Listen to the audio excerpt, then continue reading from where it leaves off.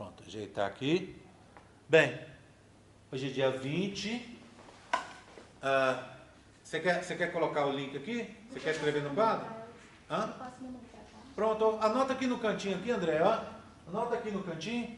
Ok. Pega um negócio e anota lá no cantinho, tá? Bem, então eu vou... Hoje é dia 20 de março de 2019. Nós estamos falando de embriologia geral, para a turma 23B. O assunto de hoje são sistemas genitais. Eu sempre vou fazer essa introdução para facilitar você assistir o vídeo. Quando você for carregar o vídeo, fica mais fácil, tá? Bem, então começo com o sistema genital feminino e vou falar sobre genitália externa. A primeira pergunta que eu quero que você responda é sobre essa genitália externa. Eu quero que você descreva a genitália externa feminina, tá? Descreva os componentes, fale um pouco sobre cada componente dessa genitália externa. Bem, a genitália externa, né, tanto masculina quanto feminina, e a genitália interna, obviamente, estão localizados aqui nessa cintura pélvica, nesses ossos que estão aqui para proteger essa genitália e, ao mesmo tempo, para colocar cada órgão na sua posição correta. Bem, a genitália externa feminina, ela é formada pela vulva, também chamada de pudendo ou pubis, certo? Que são um conjunto de órgãos que vão receber o pênis durante a cópula, da onde vai sair a urina para o meio externo, também ali presentes nessa mesma região, tá? E aonde, óbvio, vai sair o bebê durante o trabalho de parto. Se a gente der uma olhada, a genitália externa feminina, que vai começar a se desenvolver ali em torno da 12ª semana do desenvolvimento embrionário, ela tem mais ou menos essa forma.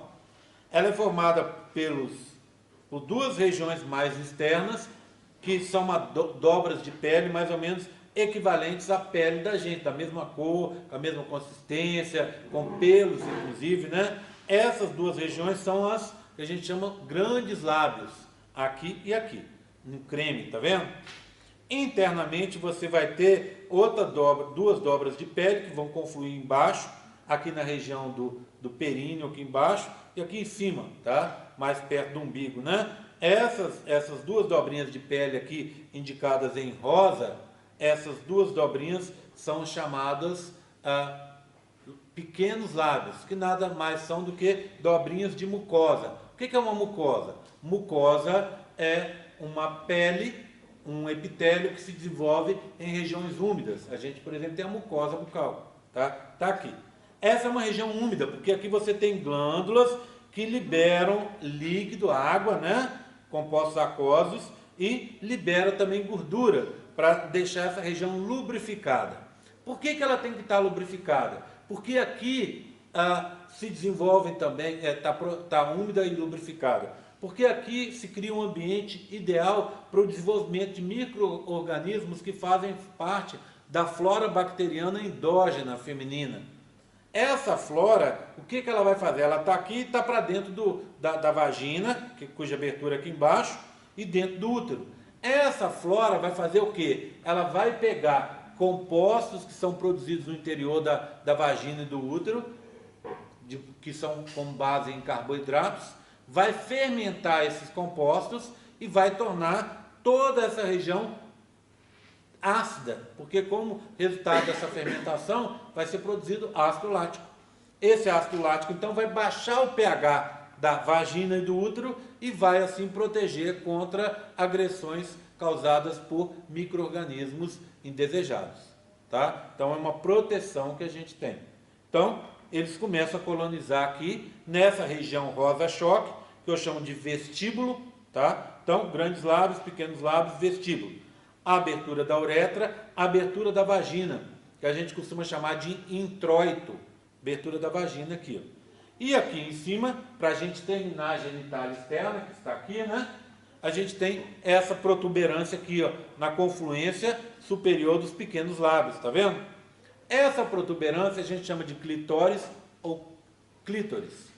Ele é um órgão maior. Se eu olhar, ó, vou abrir, ó, olha, vou tirar. e vou abrir. Aqui um pouco complicadinho para tirar, tem que fazer assim e voltar. Pronto. Tá vendo? Ele é bem maior na realidade. A maior parte desse clitóris fica para dentro, embaixo dos grandes lábios e dos pequenos lábios. Então, você tem essa estrutura aqui azul clara, que está bem próxima aqui da uretra, né, da abertura da uretra, saúde, e aqui da abertura da vagina. E externamente essas duas estruturas, esses dois braços aqui em laranja. O que que acontece? Lá na 12ª semana, você tem uma estrutura que estava vindo desde o início do desenvolvimento embrionário, que se chama falo. Esse falo, a pontinha dele estaria aqui, ó. No sexo masculino, essas duas regiões aqui azul claro se juntam e formam o corpo esponjoso. Nós não vamos falar de pênis hoje, não, vai ficar para a próxima aula. Mas a parte interna, onde passa a uretra, no pênis, é o corpo esponjoso. E esse seria formado por essas duas regiões aqui. E aqui, ó, essas duas regiões laranja vão formar os corpos cavernosos, responsáveis pela ereção do pênis. A gente não está falando de pênis, está falando de vagina. Está falando de vulva. Então, na menina, essas regiões continuam separadas, tá vendo? Continuam separadas. Mas elas liberam, isso é o bacana, elas liberam uma série de terminações nervosas que vão se irradiar para dentro da vagina e aí vão ser responsáveis por sensações orgásticas. Por isso que a menina consegue ter mais de um tipo de orgasmo. Enquanto o homem, imagina, isso aqui é equivalente ao pênis, ao homólogo do pênis, ó. Então aqui, ó, se fosse o pênis, essas duas partes iam juntar, essas duas partes iam juntar, isso ia levantar. No pênis, você só vai ter sensibilidade aqui na região da cabeça, que a gente chama de glande. Na menina, isso não se juntou, ficou separado. Então tem uma cabeça do clitóris aqui, né, que inclusive pode ser estimulada para dar origem ao orgasmo clitoriano, que é o orgasmo mais comum na menina e que é igual ao orgasmo masculino. Mas se você tiver estimulações em regiões mais internas da vagina, você consegue outros tipos de orgasmo. Então a menina consegue ter vários tipos diferentes de orgasmo.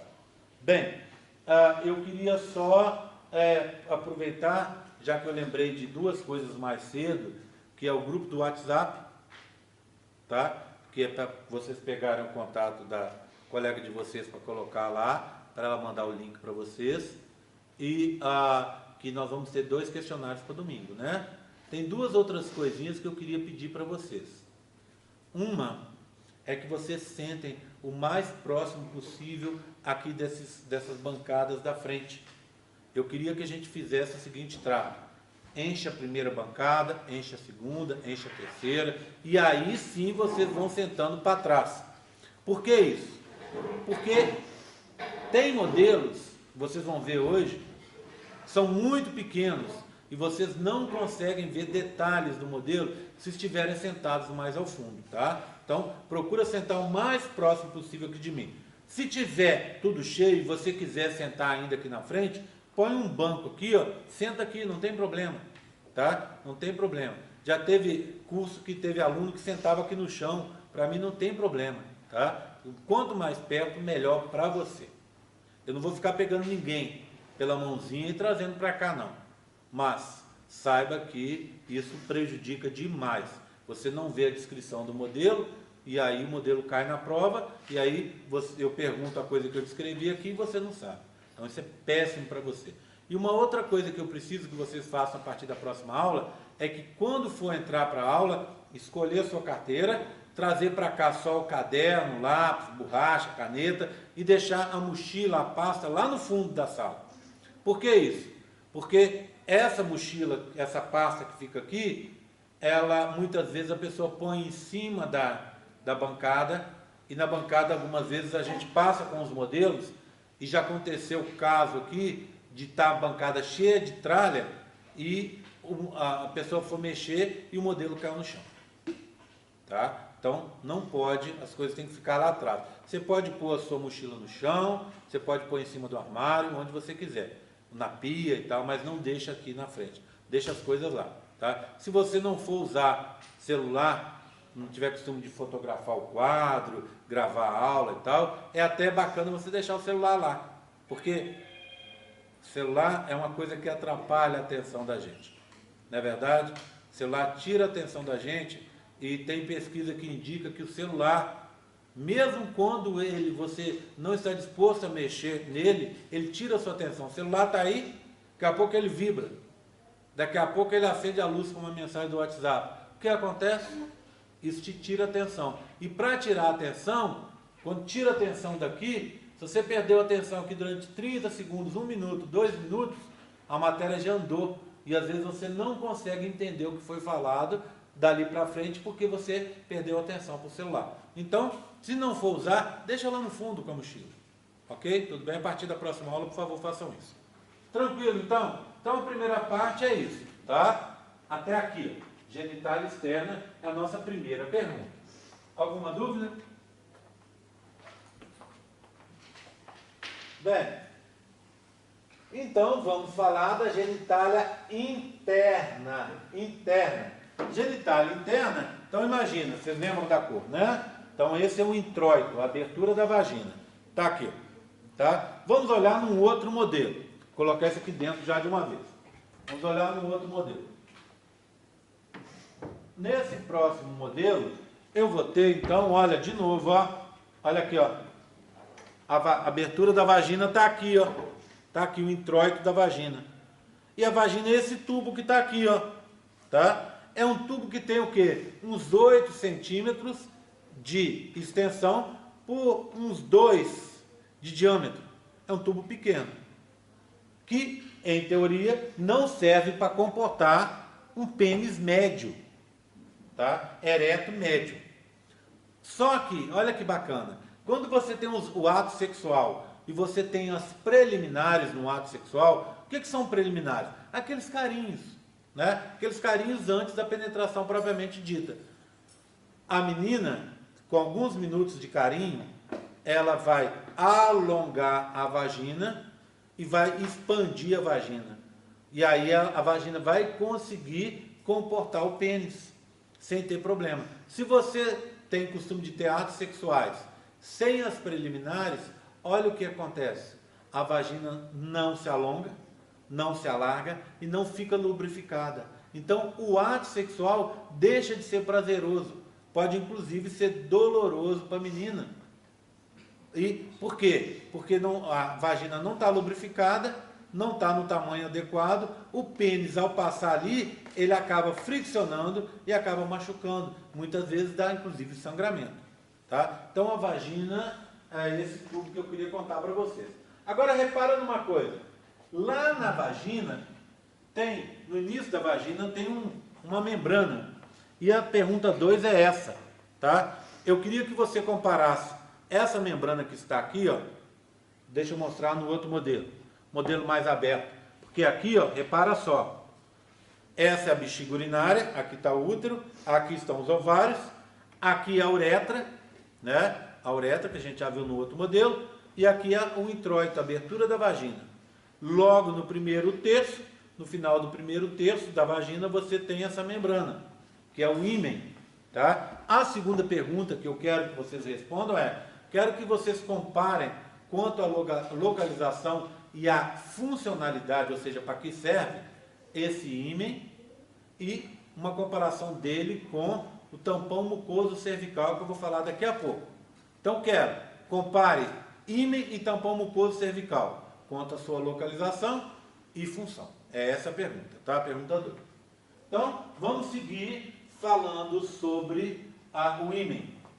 O ímen é uma membrana que se forma ao longo do desenvolvimento embrionário. Ele demarca 2 regiões que se juntam. O primeiro terço da vagina vem de uma região, os outros 2 terços vêm de outra região. Então o que acontece? Essas 2 regiões se unem e muitas vezes, e na maioria dos casos, fica aquela membrana separando as 2 regiões. Essa membrana é o ímen, que é uma membrana o quê? Uma membrana vestigial. O que é algo vestigial? Você sabe.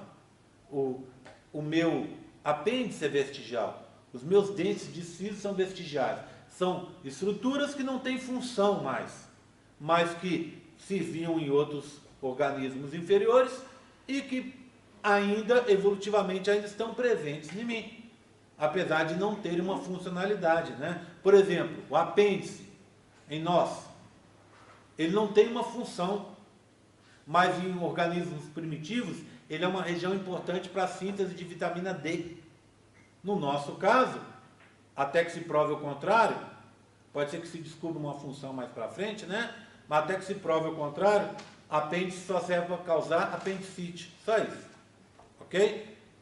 Ímen está no mesmo caminho. Ímen não serve para causar apendicite, é claro, tá? Mas ele serve para muito pouca coisa, talvez nada. Quando a gente pensa nessa membrana, você pensa assim, né? Olha, uma membrana fechada. Só que só em alguns casos que o ímen é totalmente fechado. Normalmente ele tem aberturas, tá vendo? Microperfurações, esse é um ímen microperfurado. Muitas perfurações pequenas, tá vendo? Multiperfurado. Perfurações grandes, olha, centrais, em estrela, tá vendo? Ó, perfurações duplas, deixa eu mostrar para vocês, ó, duplas, maiores e menores, em forma de U, para ovais superiores, ovais inferiores, e até totalmente ausente. Então o seu ímen é um desses. Ou ele é totalmente fechado, ou ele tem, como na maioria dos casos, essas aberturas. Portanto, quando a gente pensa assim, você pensa no ímen, você pensaria, é uma estrutura que está fechando o primeiro terço da vagina. Para quê? Para proteger a parte interna, não seria isso? Tá? Para que você fecha esse tubo, essa vagina? Para proteger a entrada de substâncias lá, de micro-organismos. Tudo bem, de coisas nocivas. Só que, você lembra, depois da sua menarca, vem sempre o quê? A menstruação, todo mês vem a menstruação. E vindo a menstruação, para onde essa menstruação tem que passar? Ela tem que atravessar o ímen. Por isso que os ímens têm buracos. Portanto, o ímen não serve para proteger a sua região interna contra micro-organismos que poderiam passar. Já que a menstruação desce, os micro-organismos poderiam e vão subir por ali. Certo? Então, é a proteção da acidez, células de defesa que vão te proteger contra micro-organismos, e não o ímen. Então, esse não é o papel do ímen. Certo? Tudo bem? Agora, imagina o seguinte, vamos falar um pouco mais sobre ímen. Seu ímen é fechado assim, imperforado, que a gente fala. O que acontece? Quando vier a primeira menstruação, ela vai ficar retida no ímen. Ou o ímen vai se romper, arrebentar naturalmente, na primeira menstruação, na menarca, ou o fluxo vai ficar parado. E ao ficar parado no interior da vagina, vai dar muita cólica, vai dar febre, vai dar um monte de problema, e aí você vai ter que ir no médico. O que o médico faz? Vem com um bisturizinho e corta o ímen. Pronto, desce o fluxo. Acabou. Então, coisas sobre o ímen. 1. Você pode perder o ímen na primeira relação sexual. Se perder esse ímen na primeira relação sexual, pode ter sangramento e dor. Ou não. Algumas mulheres têm sangramento e dor na primeira relação sexual, inclusive na maioria dos casos, não pela ruptura do ímen, mas porque é a primeira vez, está nervosa, não teve lubrificação suficiente, resultado, o pênis fricciona ali, machuca a vagina e sangra. E não é o ímen que arrebentou. Não o fato do ímen ter arrebentado que vai causar problema. Em alguns casos, tá? Em outros, realmente o ímen arrebenta e sangra. Tudo bem? Segunda coisa sobre o ímen. Esse ímen pode ser perdido antes. Você pode perder o seu ímen durante a infância. Naturalmente, nem saber. Então, quando você vai para a primeira relação sexual, você já não tem ímen mais. Ah, mas sangrou. Porque não estava lubrificado. Tudo bem? Outra coisa sobre o ímen. Tem algumas meninas que têm o que a gente chama ímen complacente. Ou seja, se elas passarem muito tempo sem ter relação sexual, o ímen se refaz naturalmente. Nem todo mundo é assim. Tá? E essas meninas, não é vantagem não. Porque essas meninas podem, se ela sentir dor ao romper o ímen e sangrar, então se ela passa 2 meses, 3 meses sem ter relação sexual, quando ela tiver, vai sangrar e vai doer.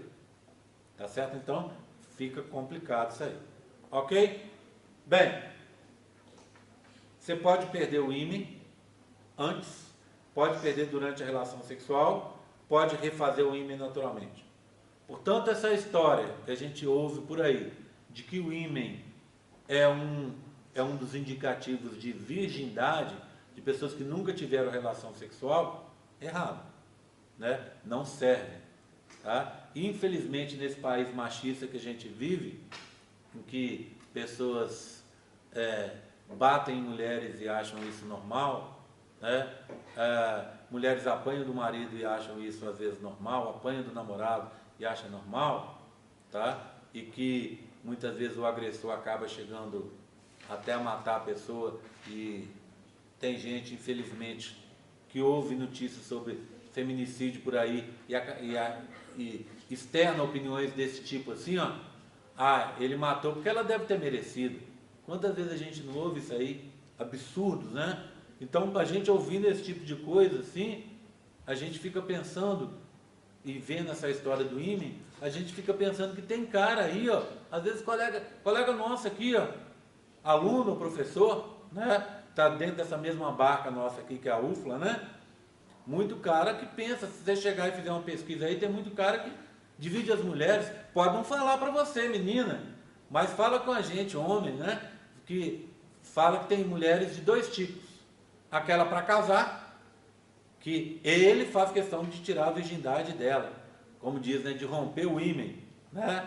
E aquela que não é para casar, aquela que já perdeu o ímã em outra relação sexual antes dele e tal. Você vê que é muita gente que pensa nisso e age assim, né? Age assim, desse jeito, tá? E aí, quando vem para uma aula dessa, o cara deve ficar meio chocado, né? O cara fala assim, poxa, então quer dizer que aquela menina que falou comigo que era virgem e que eu tive a relação sexual com ela e não sangrou, ela pode estar falando, ela pode ter sido honesta mesmo? Pode ser que ela realmente não tivesse o ímã, mas porque perdeu naturalmente, né? Ou, pior, aquela menina que eu sei que já teve várias relações sexuais por aí, mas que quando eu tive relação com ela, teve indícios que ela rompeu o ímã, esse ímã não pode ser uma indicação de que ela, na realidade, seja virgem. Tá vendo? Tá certo? Então, isso é importante a gente falar. Tudo bem? O ímã é isso, tá? Com o ímã, depois de falar do ímã, a gente encerra essa parte da vagina e vamos seguir para frente para falar sobre o que vem depois, que é o útero. Deixa eu colocar, colocando aqui, ó, só para me facilitar a vida, porque depois vai todo mundo embora, ficou eu colocando os modelos para dentro do armário, tá? Bem, seguindo então, quando a gente olha, o que tem a seguir? O útero, que esse órgão em forma de pera, que a gente chama piriforme, que é menor do que esse, tá? O útero de vocês, para vocês terem uma ideia, se você fechar o pulso assim, ó, ele é menor do que sua mão fechada. Então ele é pequeno, bem pequeno, tá? Ele é um órgão bem pequeno.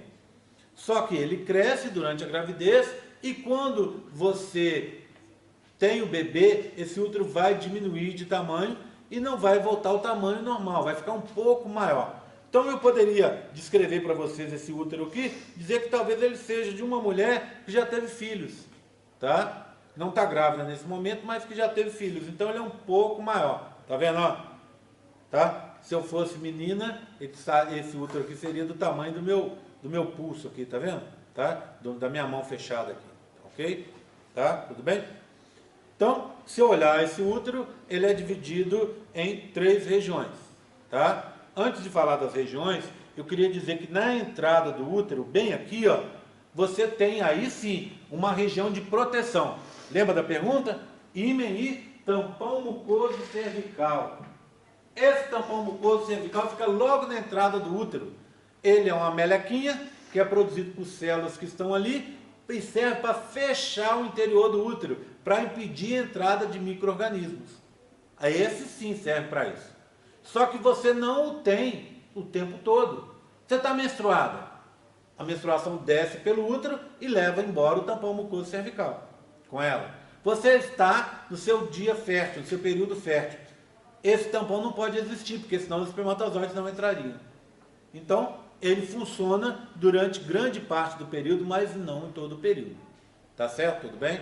Então você deve ter aí, num ciclo médio de 28 dias, você deve ter uns 11, 12 dias em que ele não está presente. E aí, para te proteger, você tem a acidez, você tem as células de defesa, você tem outras coisas para te proteger, para evitar a entrada de micro-organismos aí. Ok? Tudo bem? Tranquilo? Então, a pergunta está respondida. Ímen versus tampão mucoso cervical. Certo? Bem, alguma dúvida? Posso seguir? Bem, oi? Alguém falou alguma coisa? Bem, agora... Oi, qual é a localização exata do ímen? Ímen na entrada do útero. Bem aqui, ó, deixa eu mostrar no outro modelo. Bem na entrada do útero. Do ímen? Ah, não, você está falando do ímen? Eu estou falando da bomba cervical. Aqui, vamos olhar nesse modelo. Aqui está o ímen, ó, primeiro terço do útero, primeiro terço da vagina. Aqui está o ímen, tá vendo? Ó? Essa membrana aqui, ó, que por sinal essa aqui está até perfurada, tá vendo? Tá? E o tampão mucoso cervical, que por sinal o daqui sempre some, ele estaria bem na entrada do útero, bem aqui, ó, bem na entrada do útero aqui, para impedir a entrada de micro-organismos, tá? Tudo bem? Tranquilo? Posso seguir? Então vamos falar agora sobre as partes do útero, e essa é a terceira pergunta. Indique as regiões componentes do útero e comente sobre elas. Tá? Bem, vocês estão vendo que eu sempre não vou te pedir, indique as regiões do útero só. Eu vou sempre te pedir um comentário. Por que eu quero um comentário? Porque eu quero que a pergunta do Zé fique diferente da tua, que fica diferente da dela. Cada um escreve com suas próprias palavras. E quando você tenta descrever alguma coisa, você está tentando aprender. A gente só descreve aquilo que a gente aprendeu, não é? Então é por isso que as perguntas são feitas assim. Bem, o útero tem 3 partes. Essa primeira parte que está aqui, ó, olha, lembra que tem forma de pera? Então a parte menorzinha da pera, onde estaria o cabo, essa aqui, ó, vou tampar com os dedos, ó. Até aqui é o colo ou cérvix do útero. Você pode escrever assim, ó, cérvix com X ou cérvice, como está ali. É aqui, essa região menorzinha, onde fica na pontinha dela o tampão mucoso cervical, é nessa entradinha do útero que é feito o tal do exame preventivo, né? Ou que as meninas chamam, o nome dele, do preventivo correto, é Papa Nicolau. É feito Papa Nicolau todo ano, né? Você deve fazer, porque quando você faz o exame, você está analisando se naquela região ali tem células alteradas, que estão se transformando em células cancerígenas. Os cânceres nessa região, a maioria deles, tá? São cânceres de desenvolvimento muito lento. Então, se você faz todo ano, você pega o câncer antes dele ocorrer. Você cuida dele antes dele ocorrer e te dá problema. Tem câncer aí que acontece, por exemplo, o mioma, que é um câncer silencioso e fica enorme. Tem algumas meninas que têm mioma que parecem que estão até grávidas. E mesmo que não seja assim, o mioma, ele afeta a sua reprodução. A menina fica, ela não consegue, ela perde fertilidade se ela tem mioma. E se o mioma é muito sério, acontece muitas vezes que a menina tem que retirar o útero. Tá? Agora, isso é tudo coisa que você pode cuidar. Do mesmo jeito, mama. Tem que fazer exame. É uma vez por ano você tem que fazer, para ver se você não está com problema na mama, que pode dar um câncer de mama, esse muito perigoso mesmo, e que mata mesmo, né? Você tem que fazer exame. Do mesmo jeito, ir na ginecologista, ver se está tudo ok, e fazer um Papa Nicolau para ver se não tem nenhum problema, tá? Para evitar. E uma coisa que eu sempre gosto de deixar de mensagem quando eu falo sobre isso é que câncer não é só para gente mais velha, não. Não é só para sua mãe, para sua tia, para sua avó, tá? Acontece também com gente nova. Bebê recém-nascido também pode ter câncer. Ok? Combinado? Tá? Bem, posso seguir? Então, essa primeira parte do útero eu chamo de colo ou cérvix. Agora, ó, eu vou tampar essa primeira parte, ó, acompanha, ó, tampei. Vou tampar essa parte de trás, ó, eu marco a tuba e tampo aqui. Essa região que eu deixei aberta, tá vendo? Essa região daqui, que é a maior do útero, eu chamo ela de corpo do útero, corpo. E depois das tubas, da inserção das tubas aqui atrás, eu chamo de fundo do útero. Então o útero tem três partes, colo, ou cérvix, corpo e fundo. Quem define o corpo e o fundo é a inserção das tubas. Para trás da inserção é fundo. Antes da inserção, até chegar no colo, é corpo. Tá? Tudo bem? Tranquilo? Então, são essas as regiões do útero e a nossa terceira pergunta. Tranquilo, gente? Posso seguir? Alguma dúvida? Agora eu queria contar para vocês sobre a histologia do útero. E aí seria a nossa quarta pergunta, tá? Eu quero que você descreva histologicamente as partes do útero e comente sobre elas. Olha esse útero aqui, ó. Pegar esse carinha aqui. Esse útero, ele é rosa por fora, rosa choque aqui, e dentro tem essa cor aqui, que se você pegar o potinho de tinta, se chama goiaba. Então ele é goiaba, rosa choque, e esse rosa claro que é o rosa bebê, tá? Então eu vou procurar preservar quase todas as cores para a gente ver. Imagina agora que eu tire uma fatia do útero, e vamos olhar de fora para dentro. Se eu olho de fora para dentro, eu tenho assim, ó. Então é uma fatia do útero, tá vendo? O que eu tenho do lado de fora? Em algumas regiões eu tenho epitélio e conjuntivo. Tá vendo? Epitélio e conjuntivo, tá bom? O epitélio está rosa bebê, conjuntivo rosa choque. Tá? Em outras regiões, eu não tenho epitélio, eu só tenho conjuntivo, tá vendo? Por isso que tem esse degrauzinho aqui. Vamos entender melhor isso? Imagina essa parte aqui, ó. Deixa eu pegar o útero para mostrar para vocês. Imagina aqui, ó. Aqui o útero não está em contato com nada, tá vendo? Então ele tem epitélio e depois conjuntivo. Quando é epitélio e conjuntivo, eu chamo isso de perimétrio, tá vendo? Métrio é útero, peri é de periferia, parte periférica do útero, parte de fora. É epitélio mais conjuntivo. Mas imagina uma outra região. Olha aqui, atrás do útero. Tá vendo essa membrana aqui, ó? Tá vendo? Isso aqui é um ligamento. Tá prendendo o útero na posição dele certa. Para prender o útero, o ligamento tem que estar grudado no útero. Se eu colocasse só epitélio, se eu colocasse epitélio conjuntivo, o que acontece?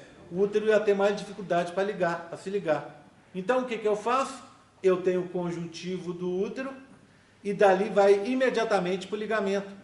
Ligamento é principalmente colágeno, que são componentes do conjuntivo. Tá vendo? Aí eu consigo prender o útero melhor. Então na parte que o útero está em contato com a bexiga em cima, ou aqui atrás com os ligamentos, o útero não tem epitélio. E aí muda de nome. Ao invés de eu chamar de perimétrio, eu chamo de epimétrio. Tá vendo? Métrio sempre se repete. Por quê? Porque métrio quer dizer útero. Conhece aquela doença? Endometriose? Ose é inflamação. Métrio é útero. Inflamação no útero. E endo é interno. Inflamação que vem da parte interna do útero. Ok? Tudo bem? Depois a gente vai falar sobre endometriose mais pra frente. Aí, eu tenho isso, né? Essa parte mais de fora, ó. Vou tirar. Aí o que eu tenho? Uma parte grossa de músculo liso. Músculo liso é mio.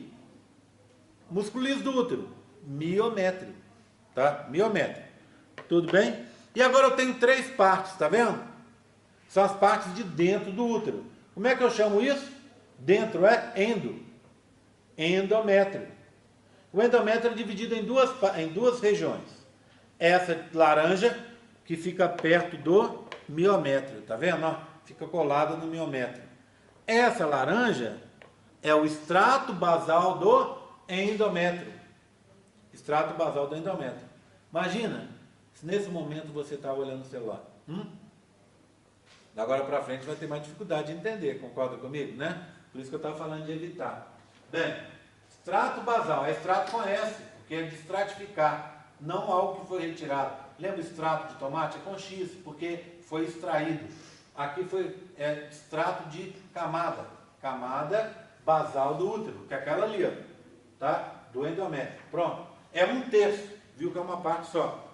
Essa outra mais interna, ou seja, que fica mais em contato com a luz, tá vendo, ó, do órgão, mais em contato com esse goiaba que está aqui, essa aqui, ó, é o extrato funcional. Ele é conjuntivo com epitélio, conjuntivo com epitélio, tá? O que que acontece? Ele perfaz 2/3 do endométrio, 1/3, 2/3, pronto. Em cada ciclo, quando você menstrua, você perde o extrato funcional do endométrio e fica só com o extrato basal. O que acontece com esse extrato basal? Depois ele vai crescer, sofrer mitose e vai reproduzir, vai reconstruir o extrato funcional que você perdeu. Portanto, a parte interna do útero, só para a gente resumir, ela é formada por um extrato basal que nunca é perdido e que fica em contato com o miométrio, e um extrato funcional, que é maior, mais interno e que você perde durante todo ciclo seu. Todo ciclo, quando você menstrua, é isso que vai embora. Tudo bem, tranquilo com essa parte? Sim ou não? Sim. Ok? Posso tirar? Responderam?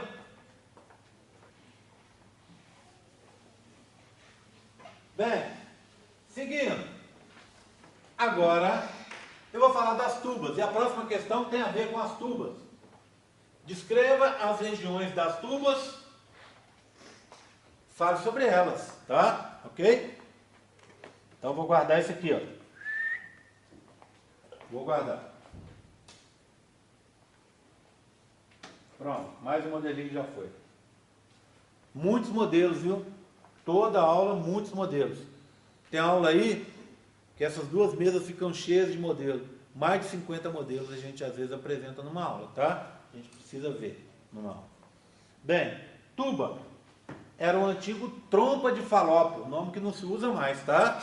Trompa de falópio. Hoje se usa oviduto ou tuba uterina. O que a tuba faz? Ela liga os ovários ao útero, tá? Essas tubas são divididas em região. Então, ó, aqui eu tenho uma tuba fechada e aqui uma tuba aberta. Repara que parte da tuba atravessa a parede do útero, tá vendo? Essa parte que está atravessando a parede, eu chamo de junção útero-tubária, está escrito ali. Ou região intramural. Intra é dentro. Dentro do muro. Que muro que é? A parede. Parede do útero, tá? Então, deixa eu abandonar isso aqui e pegar esse modelo em que eu tenho uma tuba grandona para a gente poder ver. Olha aqui, ó. Aqui estaria a parede do útero, tá vendo? A região intramural está de azul claro, ó. Olha aqui.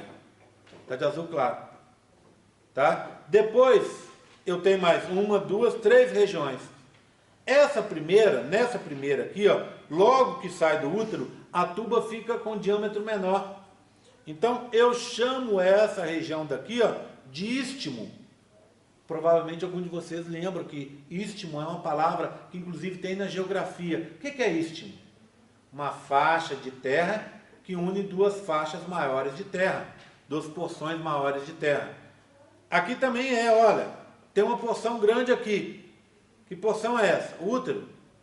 E uma porção maior aqui, que inclusive continua com o ovário. Essas duas porções, essas duas faixas de tecido grande, porções grandes de tecido, são unidas por uma regiãozinha menor, que é o istmo.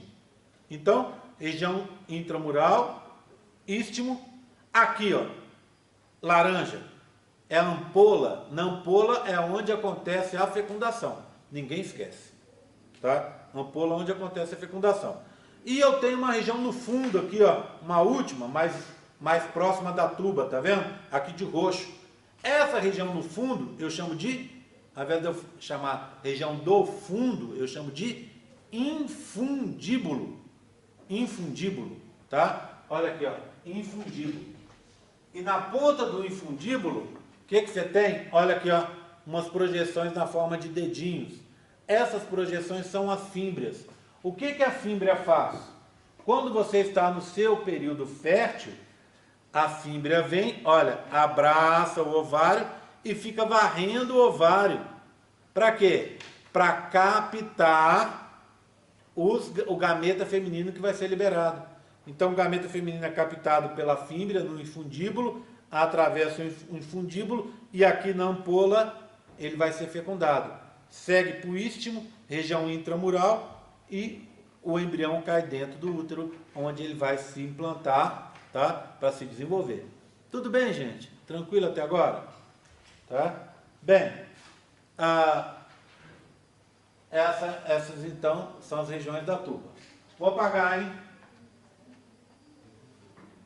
Abaixo do ovário, por favor. Eu estou indo só falando e apagando exatamente o que está ficando para baixo, tá vendo? Está ficando o que eu acabei de falar, tá? Para ficar tranquilo. Pronto, aí. Tá? Se você quiser, você pode fazer como seu amigo. Quem falou comigo que abaixo do ovário? Você? Seu nome? Lohane. Lohane. Você pode fazer igual o Arthur. Pode bater foto, tá? Se preferir, você pode pegar o seu celular e bater uma foto, que às vezes fica mais fácil. Mas também, se quiser copiar, fica a seu critério, tá? Tudo bem? Então, aí depois vem as gônadas femininas, o local aonde são produzidos os gametas. Estão aqui, ó. Não vamos falar delas hoje não, tá? Vamos falar a partir da aula que vem, quando a gente for falar sobre formação de gametas. Aí eu vou descrever essa região. Bem, por último, para a gente terminar a parte feminina, são os ligamentos. Ligamentos são o quê? Estruturas de colágeno que servem para manter esses órgãos na posição correta.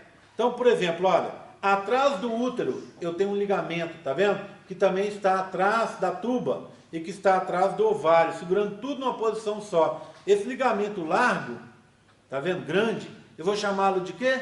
Ligamento largo. Assim, simples assim. Tá? Aí eu tenho um outro ligamento aqui, ó, que está prendendo o ovário no útero, aqui de laranja, tá vendo? Como ele prende o ovário, é ligamento ovárico. Mas olha a disposição dele. Ele parece que está atravessando o útero, tá vendo?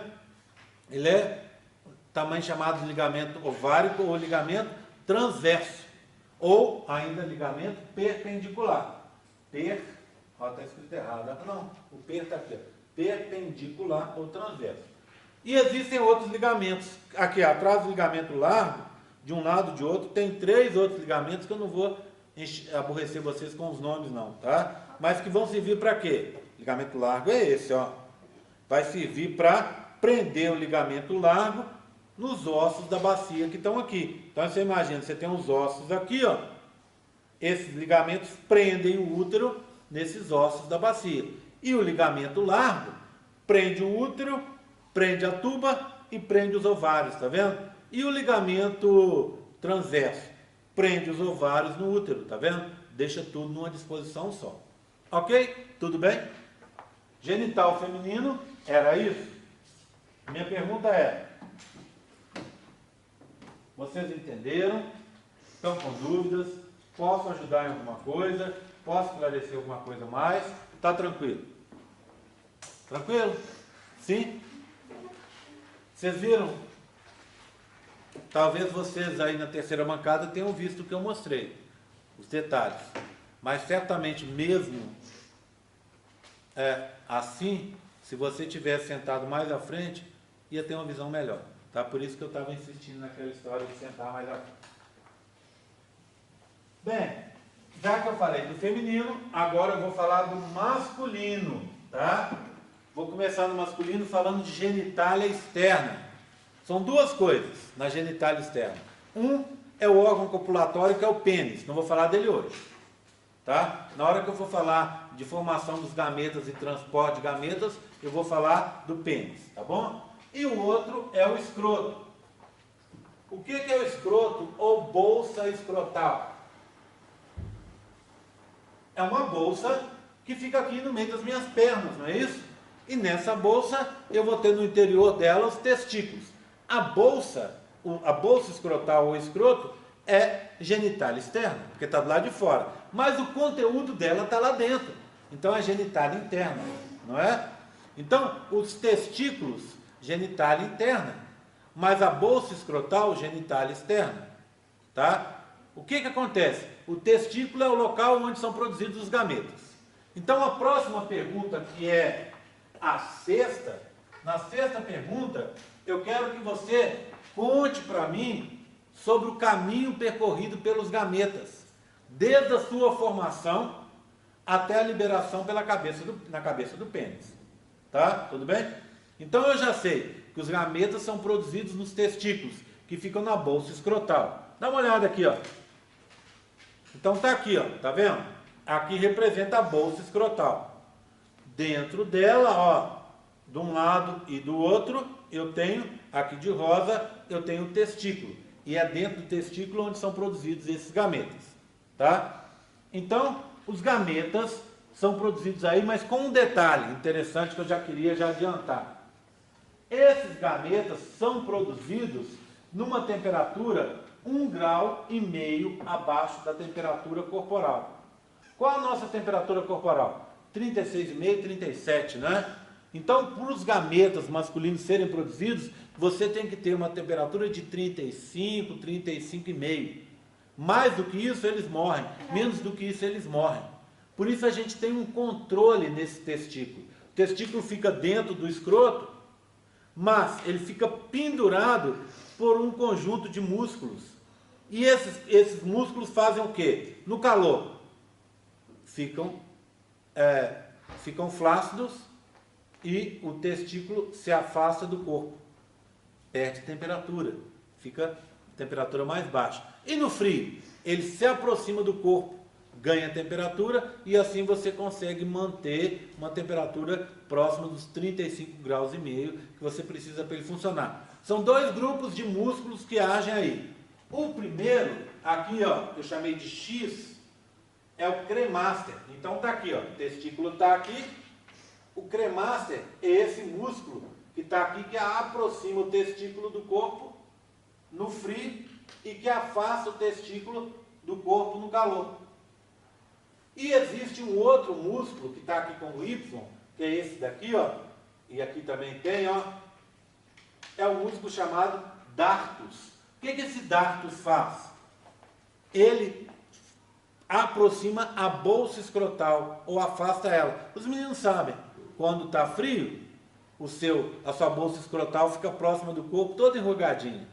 E o testículo fica grudado. Quando está calor, igual agora, é o contrário. A bolsa fica flácida e o testículo fica afastado, devido à ação desses dois músculos aí. O cremaster, para aproximar o testículo, e o dartos, para aproximar a bolsa. Tá? É por isso, meninos, de vez em quando a gente ouve, e é certo, que a gente não pode usar cueca muito apertada. Por quê? Se você está usando uma cueca muito apertada, você gruda o seu testículo no corpo. Aí está com calor, o testículo está ali e você não está produzindo espermatozoides. Então pode contribuir para afetar a sua fertilidade. Então tem que usar uma cueca que seja confortável, que permita no mínimo esse movimento. Tá bom? Ok? Tudo bem? Tranquilo? Tá? Então essa é a genitália externa, certo? Essa é a genitália externa. Vamos dar uma olhada na genitália interna. Vou começar falando para vocês justamente sobre essa história do testículo, para a gente responder a sexta pergunta, que é sobre a movimentação. Então, os espermatozoides são produzidos no testículo. Tem um testículo gigante aqui, ó.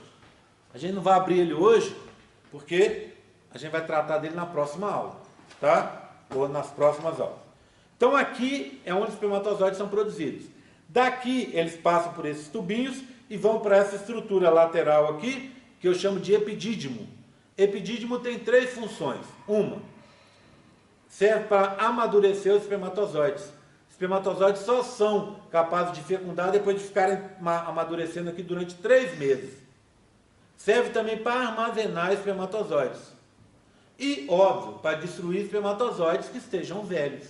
A gente diz que os espermatozoides senescentes.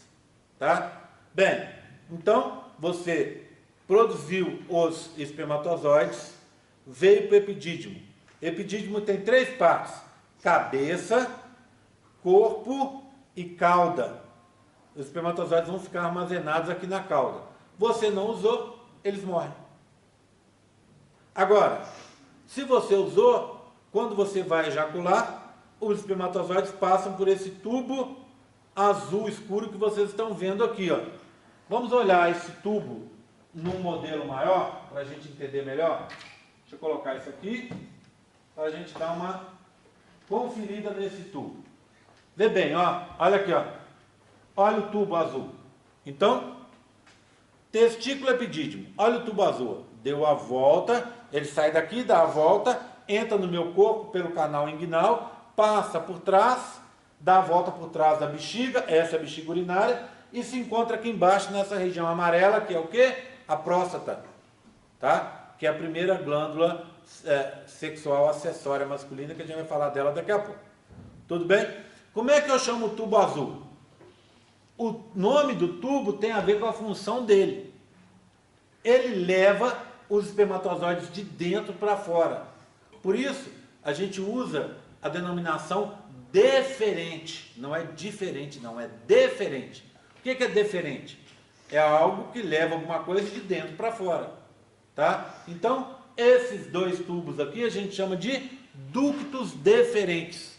Leva os espermatozoides do epidídimo para alcançar depois o pênis e sair. Tudo bem? Só que, na realidade, eles terminam na próstata. Tá? Agora, eu preciso fazer um pit stop para contar para vocês que chegando na próstata tem outra coisa. Olha aqui, ó. A gente tem mais 2 glândulas aqui. Primeiro, a próstata é uma glândula única. Mas eu tenho 2 glândulas aqui, ó, que são chamadas vesículas seminais ou glândulas seminais. Elas se chamam assim porque 60%, ou seja, a maioria do esperma, vem daqui, ó. A maioria do sêmen é produzido por elas. É uma glândula exócrina, então ela tem um ducto. Olha o ducto aqui, ó. Ducto aqui. Tá vendo? Em vermelho. Se eu olho dentro da próstata, o ducto da vesícula seminal, em vermelho, se encontrou com o ducto deferente, em azul. Os 2 se encontram e formam um pequeno tubo, aqui, ó, verde. Esse tubinho verde eu chamo de ducto ejaculatório. Viu, André? Ducto ejaculatório. Tá? Ele está dentro da próstata. E ainda dentro da próstata, ele vai se encontrar com esse laranja. O que é o laranja? É a uretra, ó. Que vai seguir, vai passar pelo pênis, vai vir aqui até a cabeça do pênis. Tá? Então, já conseguiu o caminho todo dos espermatozoides, não é? 1, testículo, onde são produzidos. 2, onde são armazenados e amadurecem e são destruídos, epidídimo. 3, ducto deferente. 4, próstata. Na próstata, os ductos deferentes se encontram com os ductos das vesículas seminais, formando 5, ducto ejaculatório, que vai se encontrar com a uretra e vai sair pelo pênis. Tudo bem? Tranquilo? Tá? Bem,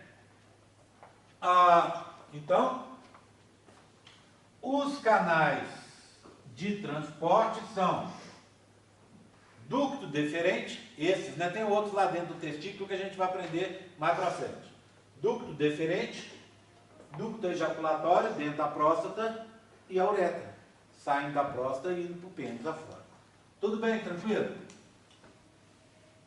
Bem, agora a minha última pergunta de hoje, para a gente já encerrando a brincadeira.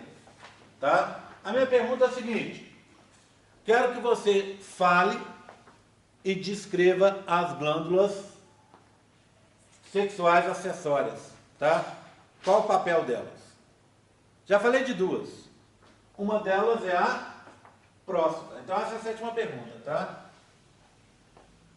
Uma delas, antes de seguir. Como é que você vai encontrar isso lá no campus virtual, na hora que você entrar hoje?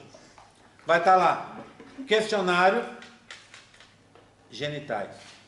Você entrou, aí tem lá, pergunta 1, pergunta 2, pergunta 3, até pergunta 7. Aí na pergunta 1 você entra, põe a pergunta e a resposta. A sua pergunta e a sua resposta. tá? E assim você vai fazer sucessivamente, tá? Ai, hoje eu entrei para olhar, se eu entrar para olhar, posso entrar de novo? Ou, vamos pensar no questionário maior, questionário que você vai ter que assistir a aula, não é maior não, ele inclusive tem 7 perguntas também, que é o questionário de meiose e gametogênese, que termina domingo. Tem uma aula lá para assistir. Vamos supor que você tenha 1 hora livre hoje. Dá para assistir 1 hora de aula. Você entra no YouTube, assiste 1 hora de aula, já vai conseguir responder algumas coisas. Você entra lá, responde algumas perguntas, mas não todas as 7. Depois você pode retornar e responder de novo? Claro que pode. Quantas vezes você quiser, até domingo, 11h59.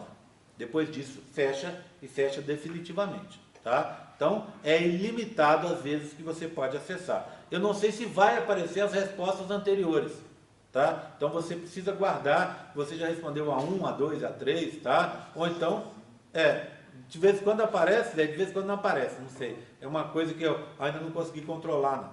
Tá bom? Então, você pode responder desse jeito. Vai responder essas 7 que você acabou de fazer, vai fazer a última agora e vai assistir o vídeo lá sobre meiose e gametogênese para a aula que vem.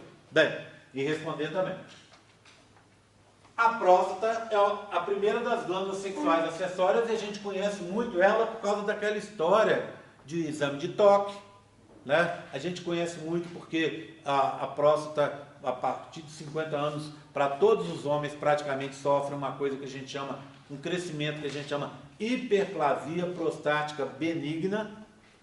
O meio da próstata, o centro da próstata começa a crescer. E a próstata, que normalmente tem o tamanho de uma ameixa, pode ficar do tamanho de uma laranja Bahia, assim.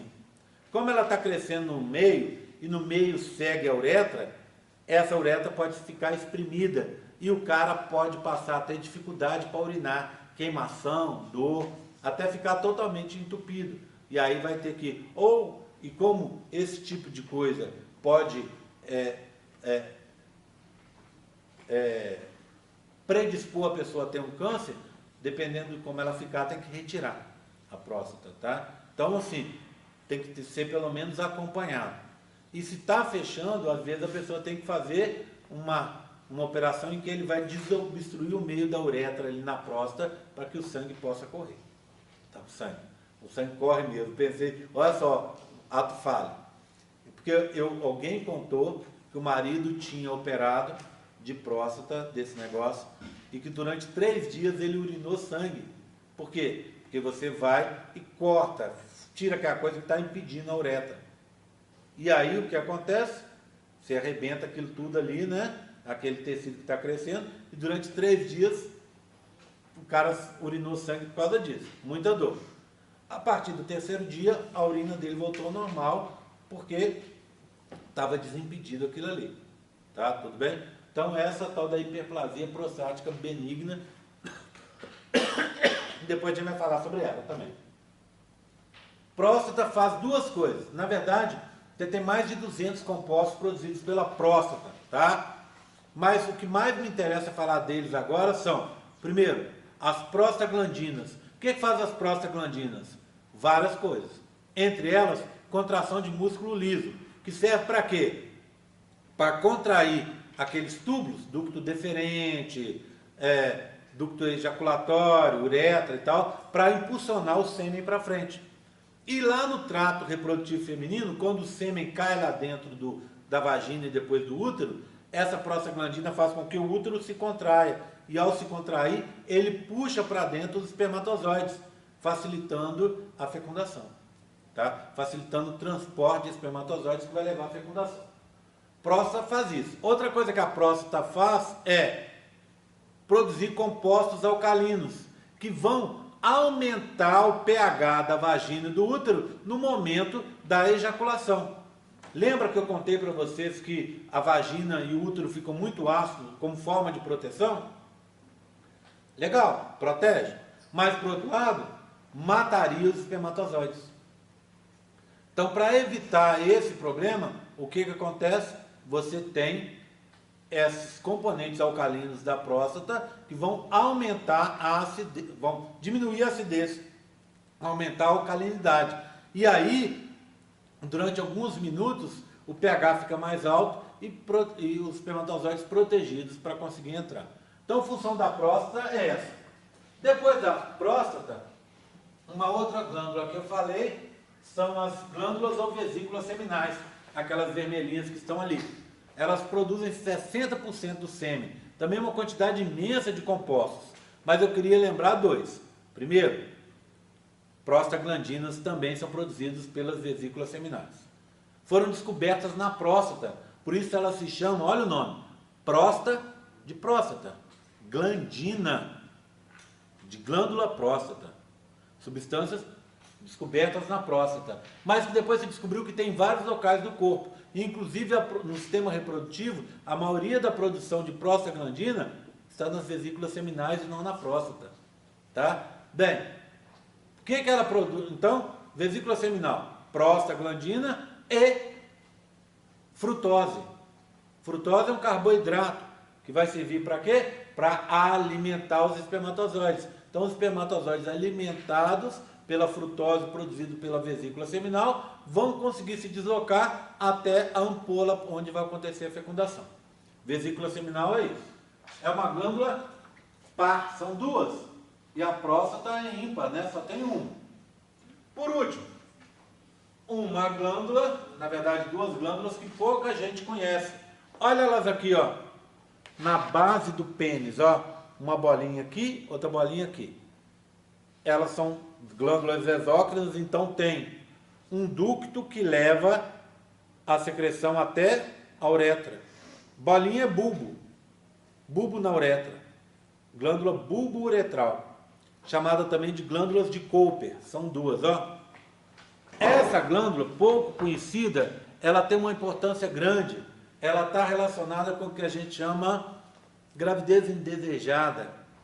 Ela é um dos culpados por a gente ter casos de gravidez indesejada por aí. Como assim, Gé? Muita gente faz uma coisa que não deve ser feito, que é o tal do coito interrompido. O que é coito interrompido? O cara transa com a menina sem camisinha, na hora que ele vai ejacular, ele retira o pênis e ejacula fora. Goza fora.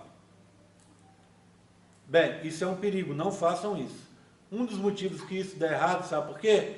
Porque um pouco antes da gente ejacular, os meninos sabem disso, pouco antes do sêmen sair, sai uma aguinha pela cabeça do pênis. Essa aguinha, substância aquosa, está vindo aonde? Ela é produzida pelas bulbo-uretrais. E ela serve para quê? Para lavar a uretra que está passando dentro do pênis, que a uretra é suja porque passa compostos que vêm da urina, ureia, ácido úrico, né? Amônia, passa tudo ali. Se os espermatozoides passassem nessa coisa suja, muitos iriam morrer. Então, antes da gente ejacular, a bulbo-uretral lava esse tubinho, essa uretra, tirando a sujeira dali. Só que essa uretra é cheia, além disso, ela vai lubrificar essa região para facilitar a saída do sêmen. Só que essa região ela é cheia de reentrâncias e alguns espermatozoides ficam presos ali. Por quanto tempo? Por 3 dias, 5 dias, pelo menos, eles ficam presos ali. Então imagina, você teve uma relação sexual ontem, protegida que seja. Os espermatozoides estão presos na uretra, vários.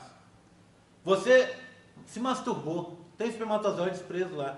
E não precisa ser ontem, pode ser 2, 3, 4 dias atrás. Quantos ficam presos? Alguns milhares.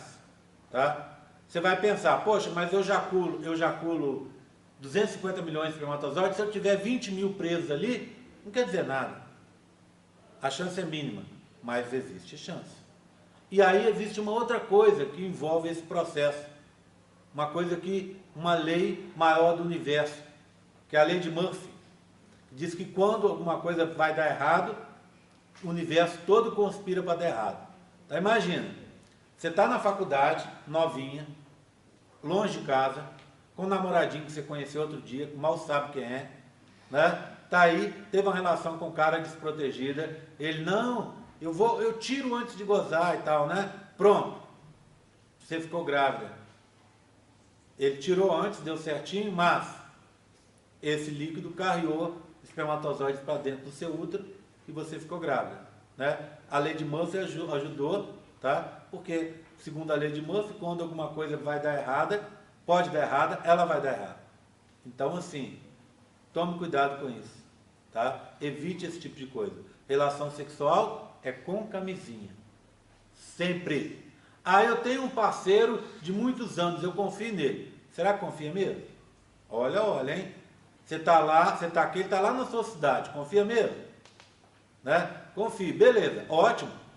Tá? Mas mesmo assim, tenha a relação protegida, porque você evita uma gravidez indesejada. E aí, você está se protegendo.